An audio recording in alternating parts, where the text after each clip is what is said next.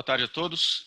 Vamos falar sobre avaliação de desempenho de poços tubulares, também referidos muitas vezes como os ensaios de performance de poços.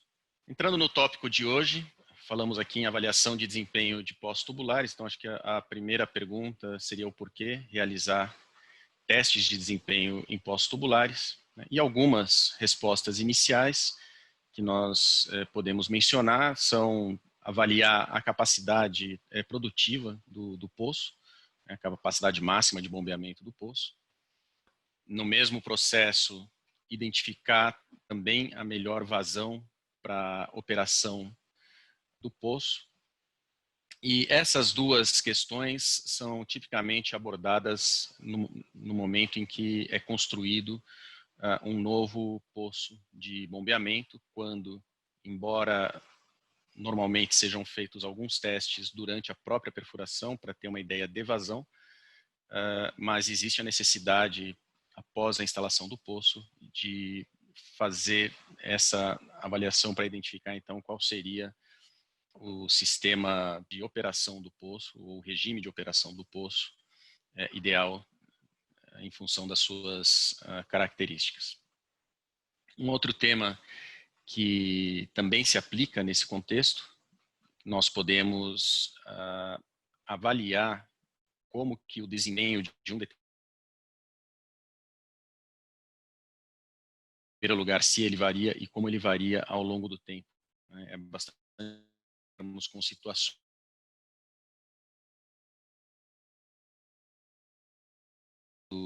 eficiência e vai perdendo, inclusive, vazão com o tempo, e isso pode ter uma relação tanto com uma deterioração de componentes físicos do poço, por exemplo, a própria seção filtrante, mas também pode ter uma relação com o aquífero, no caso de um aquífero que esteja sendo superexplotado, por exemplo. Então, fazendo esses testes de forma periódica, a gente consegue ver o que está acontecendo com um determinado poço ao longo do tempo. A questão também dos ensaios de desempenho de poço, elas estão relacionadas com o que a gente chama de perdas, né? Perdas de carga dentro da tubulação, e essas perdas estão relacionadas a perdas em função do aquífero e a perdas associadas com a fricção que ocorre internamente no poço. Essas perdas, elas são divididas em essencialmente dois coeficientes. Um coeficiente B, que representa o coeficiente de perda linear do aquífero e de perda linear do poço, e um coeficiente C, que representa o que a gente chamaria de perda não linear do poço, né, que seria justamente turbilhonamento ou fluxo não laminar que ocorre dentro do poço durante o processo de bombeamento. O resultado dessas perdas é que, na prática, o que se verifica é que o nível d'água dentro do poço durante o bombeamento, ou o rebaixamento desse poço durante o bombeamento, dentro do poço, dentro da tubulação, ele é maior do que seria se nós considerássemos unicamente os aspectos do aquífero, né, o que seria, então, o rebaixamento teórico. Então, uma das principais funções do ensaio de desempenho de poço é justamente a quantificação dessas perdas. Então, detalhando um pouco mais, o que a gente chama então de perda linear do poço, né, que seria aquele segundo coeficiente B, ele resulta de danos eventualmente causados ao aquífero, né, durante a perfuração e instalação do poço, principalmente ali na zona, digamos, na própria parede da sondagem e na zona imediatamente, ou a zona mais próxima ao poço, onde pode haver algum resíduo de fluido de perfuração ou alguma deformação que tenha ocorrido no aquífero e que tenha modificado as suas propriedades ali naquele local específico. Essas perdas também conhecidas na indústria do petróleo como skin effects, né? Elas são difíceis de estimar então com ensaios de bombeamento. Então nós vamos ver que o que nós normalmente calculamos com os ensaios escalonados, que é o que está indicado aí na base do slide, nós quantificamos as perdas lineares relacionadas ao aquífero e as perdas lineares relacionadas ao poço, ou as perdas não lineares relacionadas ao poço. Como eu mencionei, estão relacionadas então a essa fricção causada quando a água subterrânea entra, ou digamos, é succionada para dentro do poço e passa pela seção filtrante, e também em função do fluxo turbulento que ocorre dentro da tubulação em função da sucção gerada pela bomba. O tipo de ensaio mais utilizado para calcular essas perdas, e o mais eficiente nesse sentido, é justamente o que nós chamamos de ensaio de bombeamento escalonado. Esse ensaio de bombeamento escalonado, embora nós possamos aproveitar parte das informações para, por exemplo, buscar a determinação de parâmetros do aquífero, principalmente a partir dos resultados do teste de recuperação, que é feito em seguida, mas a função principal dele, de fato, é avaliar a capacidade produtiva do poço e, claro, então as perdas associadas ao poço e ao aquífero que resultam numa certa perda de eficiência do bombeamento. Então, esse é um ensaio realizado unicamente no poço de bombeamento, nós digamos, não utilizamos poços de observação, né? Lembrando que o objetivo aqui é avaliar o poço e não as propriedades do aquífero. Então, esse teste ele é feito em poços de captação de forma individual, e ele consiste basicamente no bombeamento a partir de um nível inicial e com incrementos de vazão ao longo do tempo. Tipicamente, cada estágio de vazão ele vai ter aí alguma coisa por volta de 2 horas, às vezes um pouco mais, mas a ideia é capturar justamente o rebaixamento gerado em função do bombeamento nesse trecho aqui onde o nível dinâmico, no caso, ele começa a se estabilizar. E o ensaio escalonado, ele precisa ser conduzido com pelo menos 3 estágios de bombeamento, com 3 vazões diferentes, mas comumente a gente trabalha com pelo menos 4. 3, digamos, que seria o estágio escalonado, digamos, a parte principal do estágio escalonado, e um quarto estágio onde nós forçamos um pouco mais o poço, né? Ou seja, aplicamos uma taxa de bombeamento mais elevada para tentar identificar ali o seu limite com um teste prático. Depois, adiante, nós vamos ver que esse limite de bombeamento do poço nós podemos calculá-lo, né, ou estimá-lo de forma bastante precisa, utilizando a equação de um método desenvolvido então por esses 2 autores, justamente com o objetivo de calcular essas perdas do aquífero e do poço. Então, esses 2 autores desenvolveram um método analítico, no qual nós temos uma equação que essencialmente relaciona o rebaixamento total observado no poço de bombeamento com a taxa de bombeamento, o Q, com o coeficiente, então, B de perdas lineares do aquífero, coeficiente C de perdas não lineares do poço e um coeficiente P, um expoente P, que é um valor empírico e que está relacionado também com a perda do poço. Esse coeficiente P, empiricamente, né, ele varia tipicamente nesse intervalo de 1,5 a 3,5, mas normalmente um valor de 2, ou seja, vazão ao quadrado, é um valor amplamente utilizado.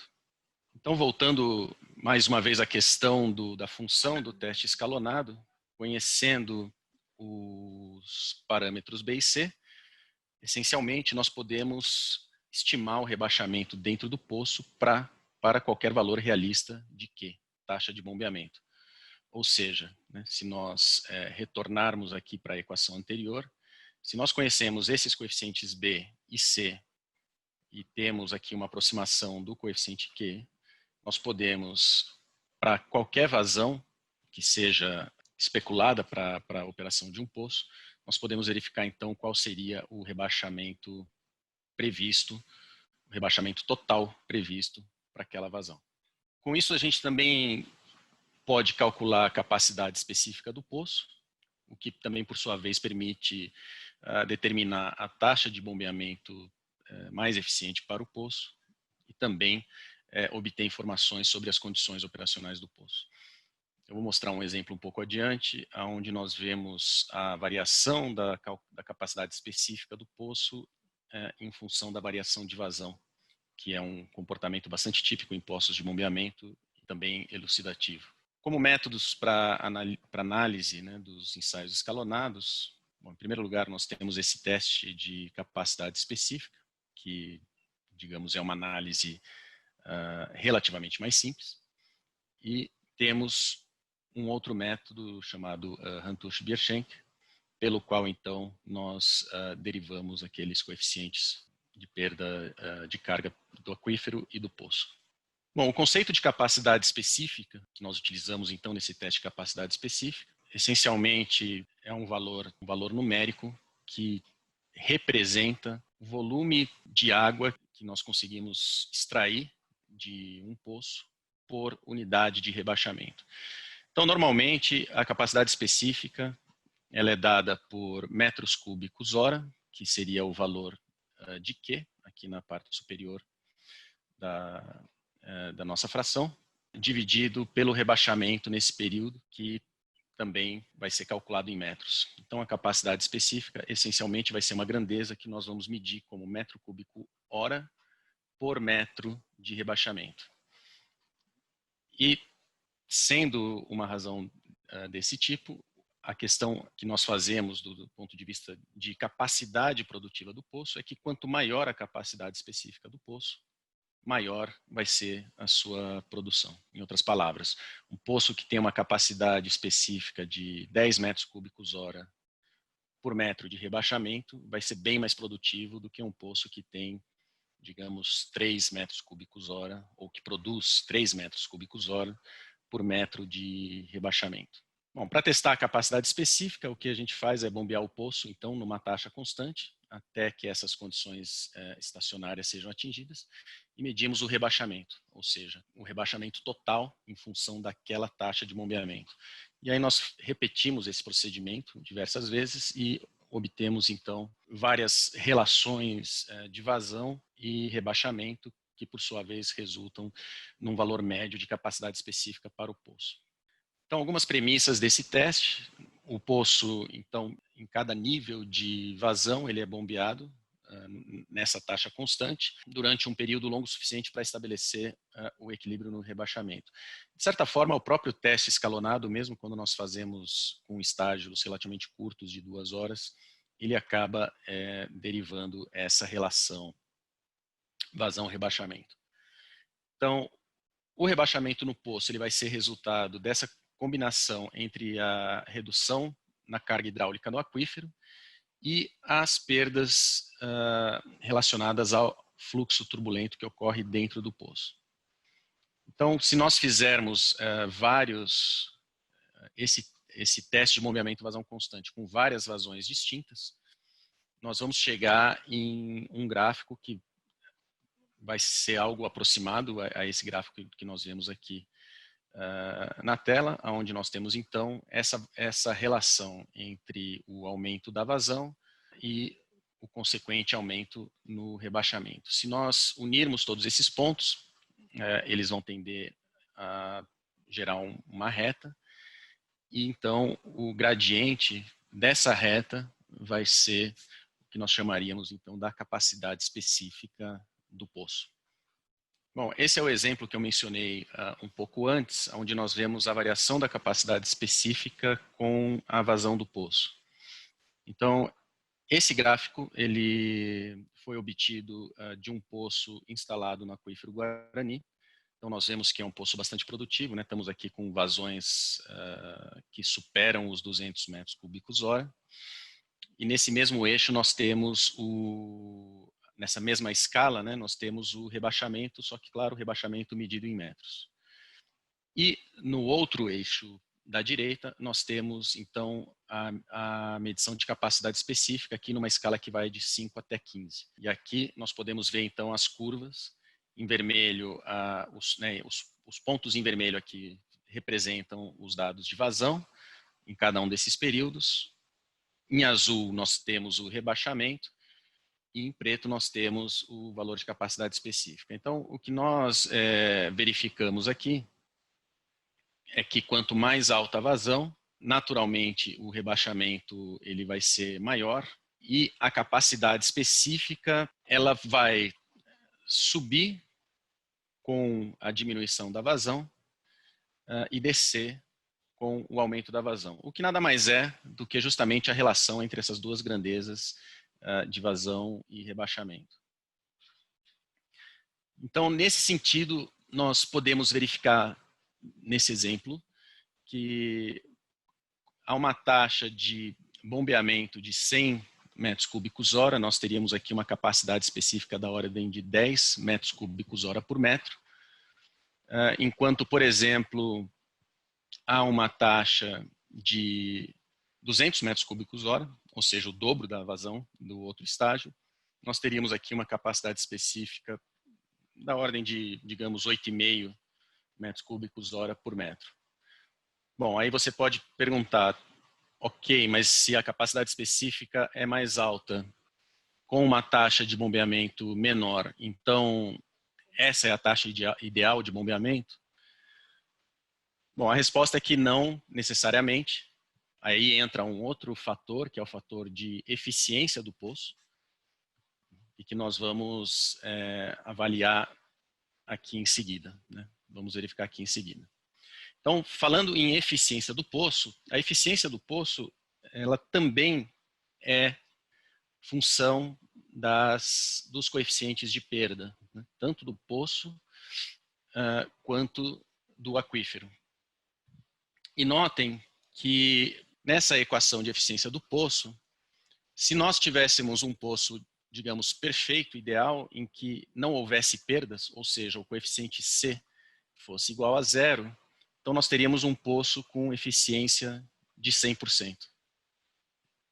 Então, essa é uma das, digamos assim, é uma primeira observação em relação a essa equação de eficiência.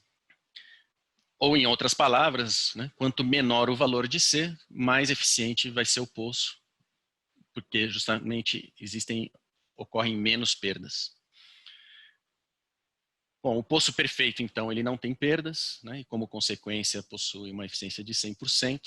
E essa questão de eficiência, essa relação de eficiência, ela pode ser medida ao longo do tempo, como eu mencionei, por ensaios feitos periodicamente. Nós podemos verificar se o poço está mantendo a sua eficiência ou se ele está perdendo eficiência ao longo do tempo.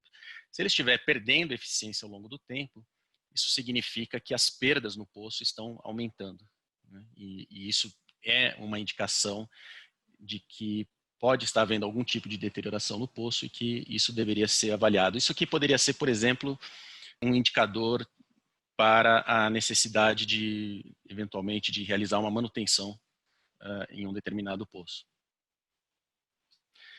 Como via de regra, ou pelo menos segundo a literatura, né, disponível sobre o tema, normalmente a gente considera uma eficiência de 70% ou mais como aceitável, e alguns autores, né, como esse autor Kresic, ele estabelece então que 65% seria a eficiência mínima aceitável para um determinado poço.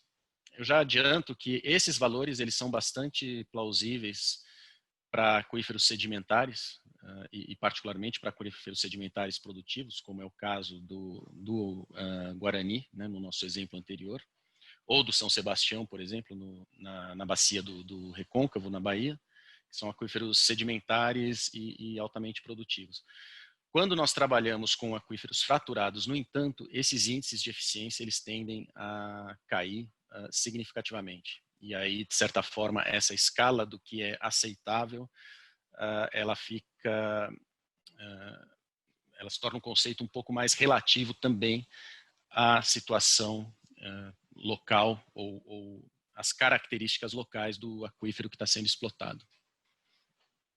Nessa tabela, a gente apresenta aqui um exemplo, né, da relação, então, da vazão versus a eficiência do poço. Então, o que acontece, né, conforme nós aumentamos a vazão de bombeamento do poço, então o que ocorre? Na verdade, ele está diretamente relacionado com aquele gráfico que eu mostrei, e o que nós verificamos é que, conforme nós vamos aumentando então a vazão do poço, a eficiência desse poço ela vai diminuindo, bem como a capacidade específica.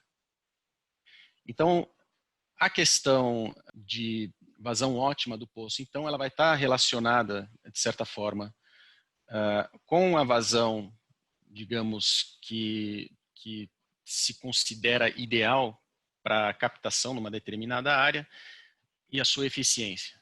Então, o que nós vemos aqui é que, em teoria, porque, claro, a questão de capacidade produtiva do poço depende também de outros fatores, mas, em teoria, pelo menos, nós poderíamos aumentar ainda a vazão desse poço significativamente e, ainda assim, nós manteríamos uma eficiência razoável acima de 70%. Mas, de qualquer maneira, essa tabela, então, é só para mostrar que isso aqui é o comportamento típico que a gente observa nesses ensaios, onde, com o incremento, com o aumento das vazões, reduz-se a capacidade específica obtida para o poço naquela vazão e, consequentemente, a sua eficiência. Falando, então, sobre o método de Hantuch e Bierschenk, eles desenvolveram, então, um método de análise dos resultados de ensaios escalonados para obtenção dos parâmetros de perda do aquífero e do poço, ou seja, para obtenção dos parâmetros B e C, que são justamente os que vão nos permitir, então, escrever o que seria a equação do poço. Então, nessa solução analítica que eles apresentaram, nós temos que o rebaixamento total do poço num certo estágio N, ele vai ser igual a variação desse parâmetro, onde nós temos a taxa de bombeamento constante em um determinado estágio, multiplicado pelo coeficiente B, coeficiente de perdas lineares, e também do raio efetivo do poço e do tempo de bombeamento para aquele estágio. Né? E isso, então, somado ao coeficiente C e multiplicado pela vazão. E notem que aqui, aquele coeficiente P, né, que nós temos que varia de 1,5 a 3,5, eles já fixaram aqui como 2. Bom, as premissas desse método, esse método pode ser aplicado, então, para qualquer tipo de aquífero, né, confinado, drenante ou livre. A extensão aparente do aquífero é infinita. O aquífero ele é homogêneo, isotrópico, com espessura uniforme na área de influência do bombeamento. Ele parte do princípio que o bombeamento foi iniciado na condição estática do aquífero, ou seja, a superfície piezométrica na área onde está o poço é praticamente horizontal. O bombeamento, então, é realizado de forma escalonada e o poço penetra completamente o aquífero. Essa premissa, que também aparece em grande parte dos métodos de interpretação de ensaios hidrogeológicos de forma geral, ela se deve ao fato de que todos esses métodos, eles consideram que o fluxo para o poço, ele é lateral.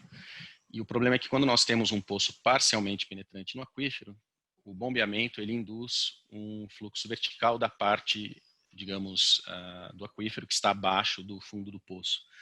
E aí essa premissa do fluxo totalmente lateral, ela não permanece.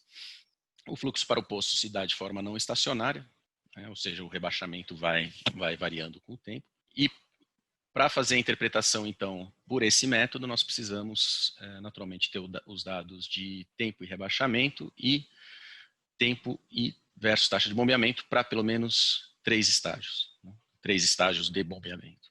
Então, se nós formos fazer essa interpretação de forma manual, nós vamos fazer uma interpretação por meio gráfico. Nós vamos ter um gráfico em escala semilogarítmica, onde o eixo Y, que representa o rebaixamento, vai estar em escala linear, e o eixo X, que representa o tempo, então vai estar numa escala logarítmica.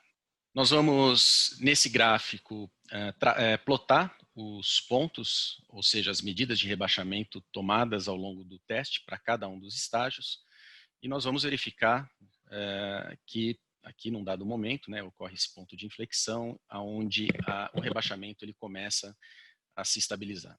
E nós vamos traçar uma reta para cada um desses estágios e vamos medir aqui, então, o incremento no rebaixamento que é verificado para cada estágio em função do incremento de vazão. Então, nós começamos, por exemplo, aqui com um rebaixamento de 4,2 metros, depois esse rebaixamento aumenta em mais 1,70, no terceiro estágio 2,80 e assim por diante. Ou seja, nós vamos determinar um valor de rebaixamento para cada taxa de bombeamento que for aplicada durante o ensaio.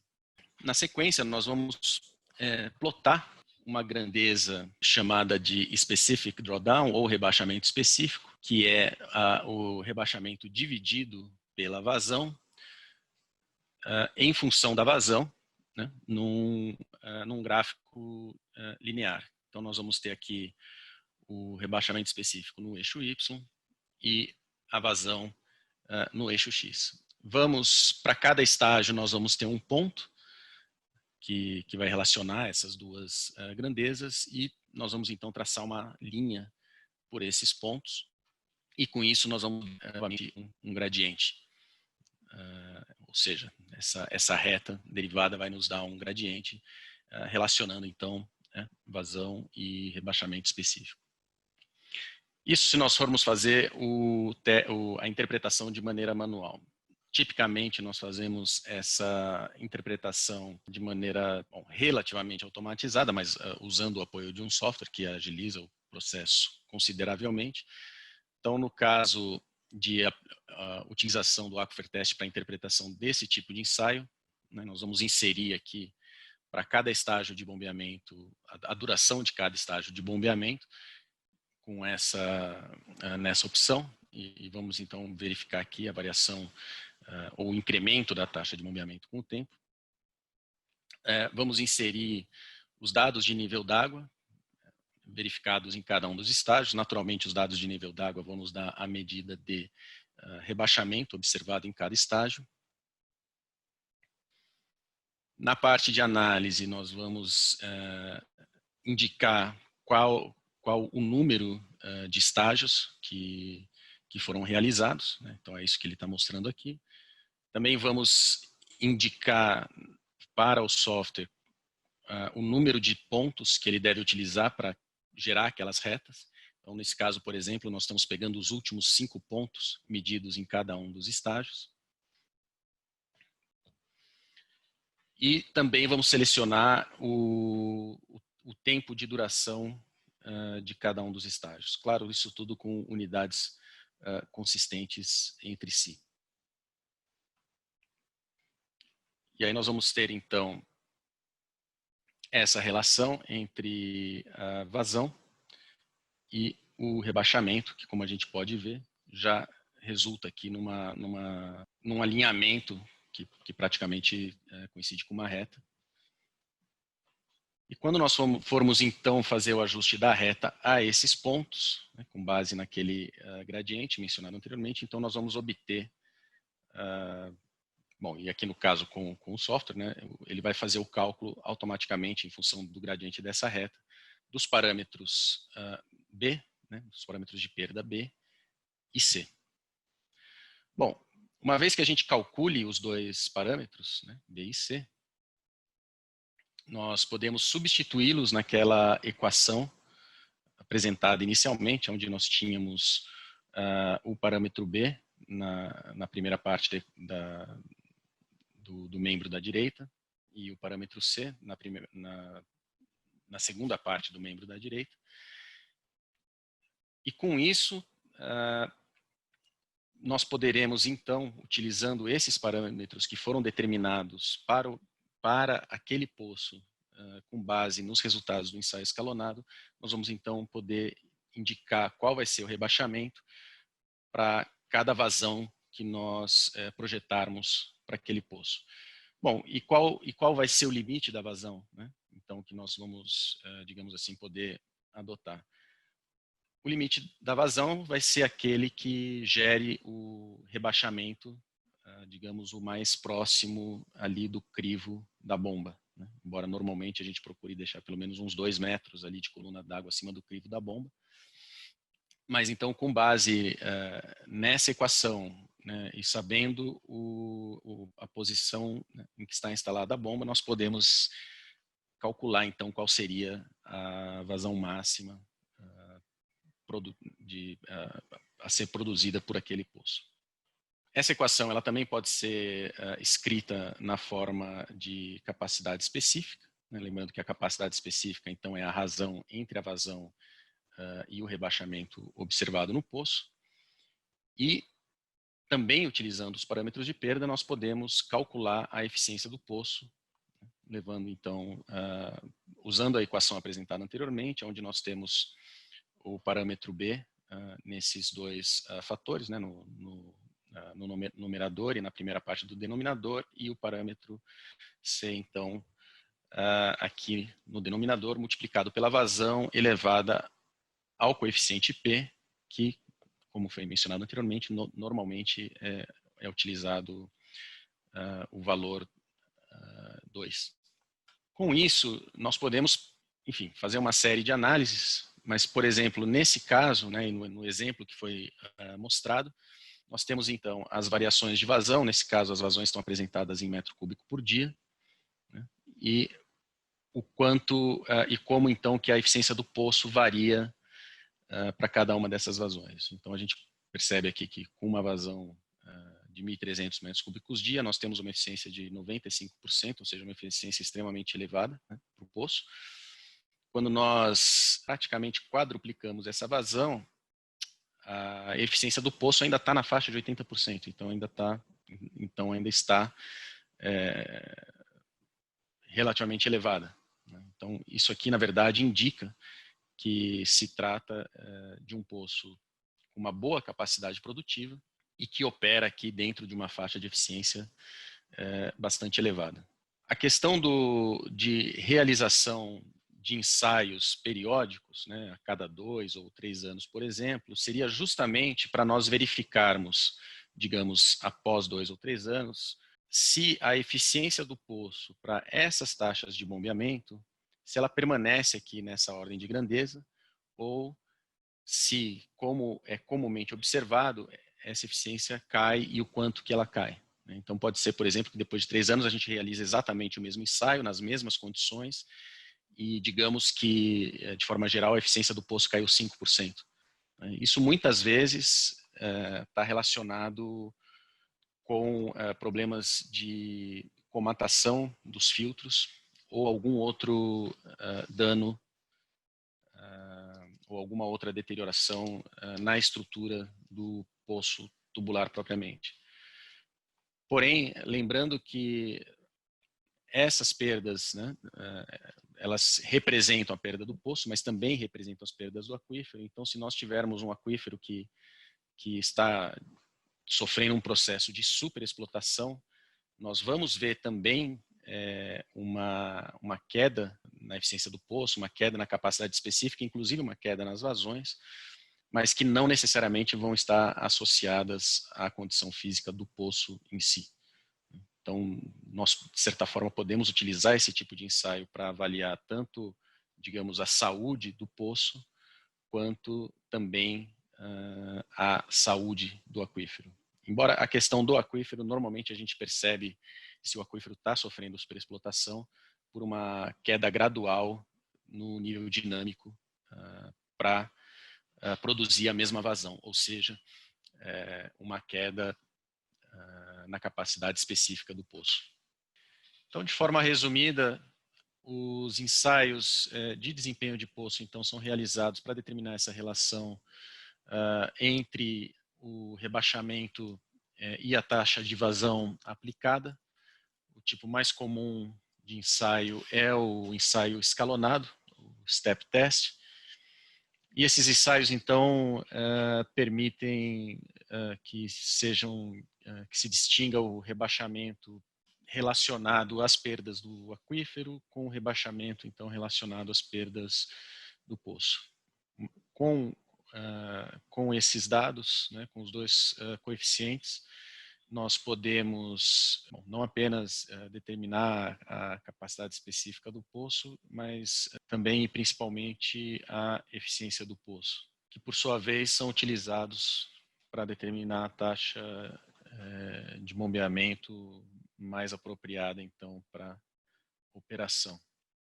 Bom, antes de encerrarmos, eu gostaria só de mencionar que existem outros métodos também, além de Hantuch-Bierschenk, para a interpretação desse tipo de ensaio. E uma das principais referências, né, que nós temos para toda a parte teórica envolvida nesses métodos analíticos, não apenas para os ensaios de performance de poço, mas para ensaios de bombeamento de forma geral e também slug tests, é justamente esse livro, então, desses autores, Kruzman e De Ridder.